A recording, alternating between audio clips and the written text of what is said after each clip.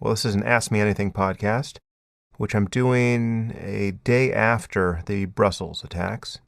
So the questions I have here really don't reflect what has been going on. So I feel somewhat out of sync with what's been going on.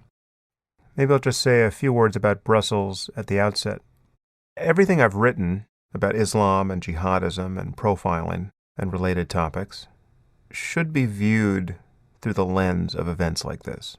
I really don't have any more to say about this kind of thing, but I'll just give you a glimpse of what my life is like on this issue. So I'm at a conference talking about things like artificial intelligence, and I open my phone to discover that there's an article circulating calling me a white supremacist. Now, needless to say, Reza Aslan has circulated it, saying, "What do you think Sam Harris means when he says profile anyone who could conceivably be Muslim?" Even though in the very paragraph where I make that claim, I make it clear that white guys like me also fit the profile I'm talking about. And then the very next day, we have attacks like these in Belgium. And you see the pictures of the likely suicide bombers, and once again, they're not blonde-haired old ladies from Iceland. They're not Japanese schoolgirls. Okay, they're Middle Eastern young men. And again, let me spell this out. White guys like me have also been recruited to ISIS and Al-Qaeda.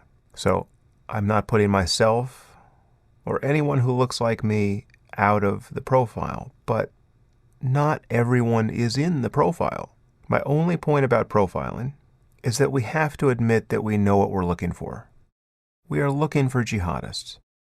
100% of jihadists are Muslim. In a place like an airport, in addition to random searches and searching all luggage, our security personnel should be looking for people who stand a chance of being jihadists. Now, out in the world, they should be looking for Muslim extremists who may be planning some sort of attack. Where should they look for them? Everywhere at random? Is that really what anyone believes? It seems rather obvious that they should be reaching out to the Muslim community. More important, the Muslim community should be scrutinizing itself, profiling itself, one might say. If you are a moderate Muslim, you have to admit that there is a unique problem of religious extremism in your own faith community. And if this offends you, you are part of the problem. And if you don't want Muslims demonized, you have to stop obfuscating this issue. What's more, you have to stop attacking people as bigots and Islamophobes for expressing their totally sane concerns about Islamism and jihadism. And as for the presidential election, assuming it's going to be Clinton versus Trump, it's time for Clinton to stop mincing words or lying outright on this topic. There are no liberals who are suddenly going to vote for Trump because Hillary says something politically incorrect. So, to make this clear, I think Trump is dangerously unqualified to be president. Okay, and his apparent unawareness of this, his total lack of concern for his obvious ignorance, is fairly terrifying. But in his own idiotic way, at least he is naming the problem. At least he's not pretending that we are also worried about the IRA, or that Middle Eastern Christians are just as likely to be suicide bombers as Muslims are. Just think of what a significant attack in the U.S. prior to our election could do if Hillary continues to sound delusional on this topic. She has to start using words like Islamic extremism and Islamism and jihadism and political Islam and Muslim terrorism. The so-called war on terror is not a war against a generic problem of terrorism.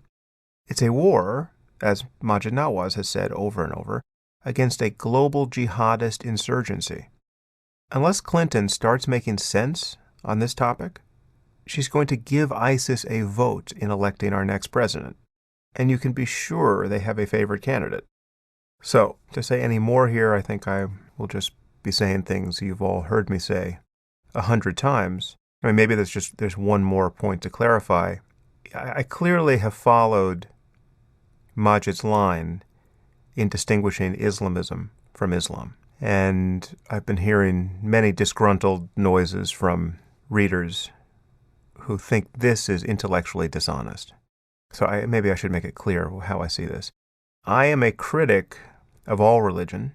I think the notion of revelation and the notion that faith trumps reason is dangerous and intrinsically divisive and something we have to get over.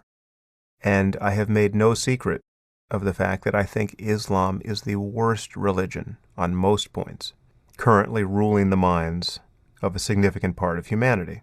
So my view hasn't changed here. There is a war of ideas that has to be waged and won with Islam and with anyone who believes that the Quran is the perfect word of the creator of the universe. But there's a distinction between nominal Muslims, or those who are fairly non-committal in their faith, or those who have some interpretation of the faith that allows them to ignore many of its edicts, and Islamists. And there's a difference between Islamists and jihadists. And here I follow Majid's definitions. Islamism is the commitment to impose Islam on the rest of society. It's intrinsically political. And jihadism is that variant of Islamism that intends to do this by force, as opposed to winning elections or some other process. And I agree with Majid that the way forward is to convince the Muslim world to be increasingly secular and liberal, and that is a much more promising door to try to force 1.6 billion people through than the doorway of atheism. Now, insofar as I can persuade Muslims to be atheists and disavow their faith, that's also something I'm happy to do. And occasionally I notice some success on that front. But I think it is far less realistic in any reasonable time frame to expect 1.6 billion Muslims to apostatize than it is to expect them to reform their religion in a direction of secularism and liberalism. And I will not pretend to be optimistic on that score either. Many of you think that is just a fool's errand.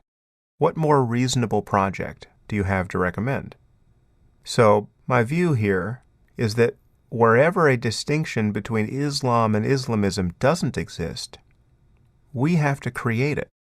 Muslims have to create it, and non-Muslims have to insist that they do. And if you're feeling powerless here, if you're feeling there's nothing you can do that's useful after an event like this, I would say that the one thing you can do is lose your patience for people obfuscating the problem. Lose your patience for liars. It is not a lie to say that there is a difference between Islamism and Islam, because one can be created. There are many Muslims who do not want a global caliphate. There are many Muslims who do not want homosexuals thrown off of rooftops. There are many Muslims for whom Islam in some form is important, but who are no more religious than the least religious person you met yesterday. And these people need to be supported. These people need to win a war of ideas. And where they're not waging one, they have to be encouraged to wage it. And the only way I know to do that is for all of us to keep speaking honestly about the nature of the problem.